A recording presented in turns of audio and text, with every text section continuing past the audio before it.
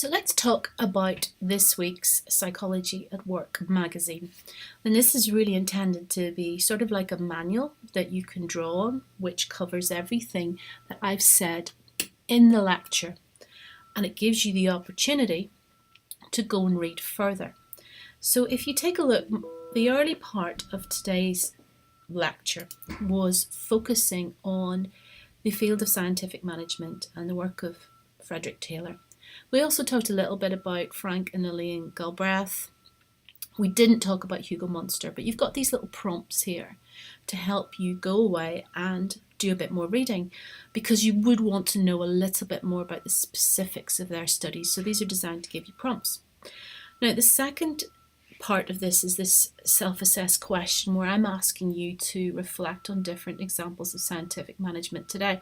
And that's actually really designed to help you target your thinking so that you can take these theories and apply them in a modern context. Now you can see we've got the example of McDonald's here, but a really good example would be call centres. And there's an enormous literature of call centre research in psychology that you can go and have a look at. I mean, you don't have to delve massively into the field. I certainly wouldn't expect that at year 2, but what I would want is that you get some sort of an idea of the way in which these operations are set up and the causes of stress within them, perhaps even if you wanted to expand. The second part of the lecture started to move on to looking at really why the sort of Taylorism system might be very good in terms of production, but actually it's really bad for people, because people need to work in an environment where they feel valued, where they've got meaning for their work, and where the building and the meaningfulness of the work and the organisation and the people all come together. And the start of that work was the Hawthorne studies. There's a little bit more detail about the Hawthorne studies here than what you actually received in the lecture, but you would perhaps want to expand on that. And you can see where I'm putting little things in red. It's to try and give you a prompt to go away and look further at the topic. So I'm just going to spool down to the tail end of this, right down to the very bottom, where you can see that I have set a practice question on this topic. And what you've got here is it's basically, I've now updated it on student feedback and called it the medium frog. So you've got this critically evaluate. And what you've got is a different breakdown, a little bit of a breakdown about what you could do to answer that question. Okay. And you've also got a section on what you would not do. The answer is kind of in the documentation, but really, if you just regurgitate what's in the document, you're probably looking about getting a 48, maybe a 52 if you do a great job. But most of you will want much more than that, and that's where you need to go and do that extra reading, that extra work. And we've given you some prompts to get you started, but you would want to go and do a literature search to help you. And Mark has put together a virtual tutorial for you for next week's that will actually guide you a little bit more in how you can finally get down to the papers that really matter. Because if you, for example, use something like Google Scholar, you're going to be overwhelmed with the amount of papers, and you really need to start to develop your search strategies now. So if we go back up to this, the second part of this lecture was about this idea about what can we do to make your life better in university?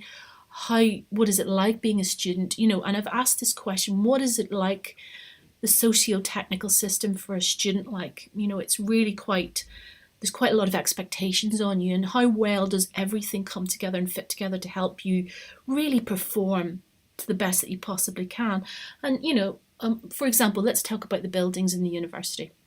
If you could spend all day, everywhere, in one place in the university, where would that be?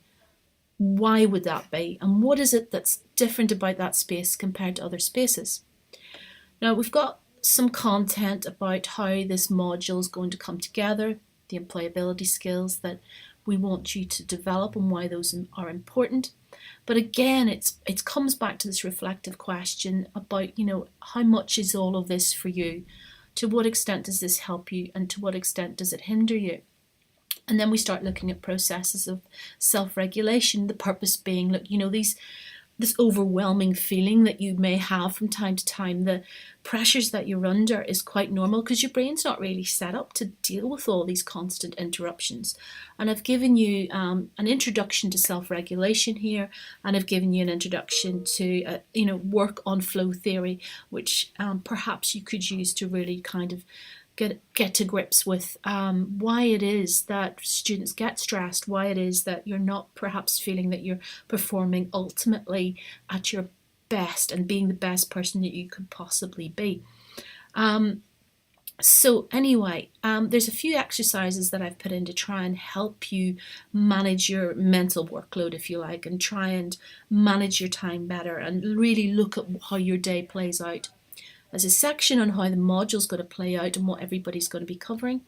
And then you do actually have one more question, which I've called the big frog at the very end, which is looking at the scholarly journals of positive psychology and aspects around flow to try and determine how you could use that information to better help yourself and better perform. Again, there's how you would answer this if it was an essay question, what you would do, what you wouldn't do, how you would find papers, etc. And we've got some additional resources for you. So that's pretty much the aim of this. It's not supposed to be a book. It's not supposed to have the level of detail that you would find in your textbook. I don't need to rewrite a textbook to be able to give you the support that you need.